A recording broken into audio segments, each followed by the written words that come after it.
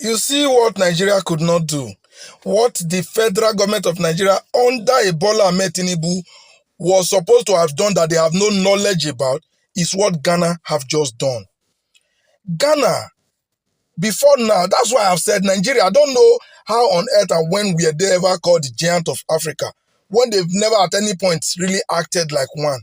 Or maybe they did before I was born. I really can't tell. But the Nigeria I've grown to know has never been giant of anywhere as far as Africa continent is concerned. I just watched a video now, and it's about Ghana and their parliament. And you won't believe what the Ghanaian parliament have passed into law for 2024 in their budget. You won't believe it. I saw it, I was like, oh, so some African countries, some African government can actually think like this. And Nigeria, under Bola Ahmed Tinubu, is doing the direct opposite. Well, my people, for you not to get confused, let me show you the video. Let's watch it together, and I'll be back to finish up. We embarked on major tax reform in this budget so that people will understand that we meant what we said when we said we are moving from a focus on taxation to production. On the real estate sector, we abolished the VAT on real estate sales. We abolished the VAT on financial services. We abolished this capital gains tax on sales of shares on the stock exchange. We abolished import duty on spare parts. We abolished the 1% import levy. We abolished the domestic VAT on airline tickets. We have reduced significantly the VAT on small traders from 17.5% to 3%, a flat rate. And we are beginning this year discussion with ECOWAS under the Common External Tariff, which we will be successful, God willing. We are going to abolish all import duty on raw materials imported into Ghana and machinery imported into Ghana. What we have done so far is given meaning to our focus on production, because we believe that all these tax incentives would help, the private sector.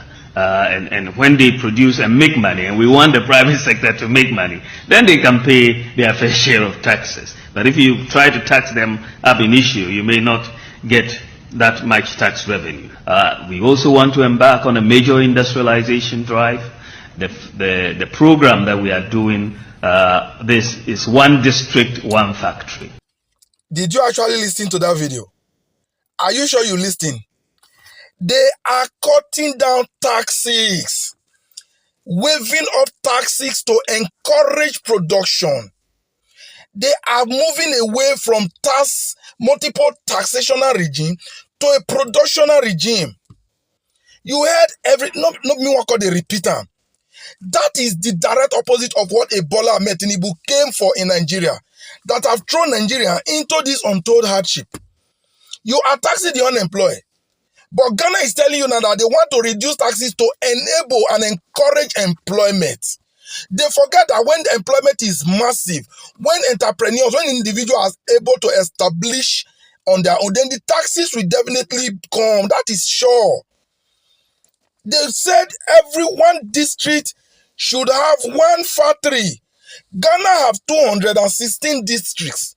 Imagine having a 216 factories. Whatever they are producing is a plus to the national economy. That is not the case in Nigeria. In the case of Nigeria, they tax you until you're out of business.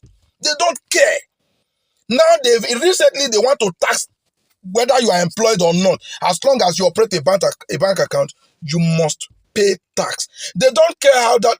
They forget that most of us that have children who go to school, we open a bank account for them. That is how we are able to get money to them. And you're going to tax such person, thereby taxing me double. Because I, the father, will be paying for my bank account and at the same time paying for that of my child. Nigeria has been so discouraging that you begin to wonder where they think from.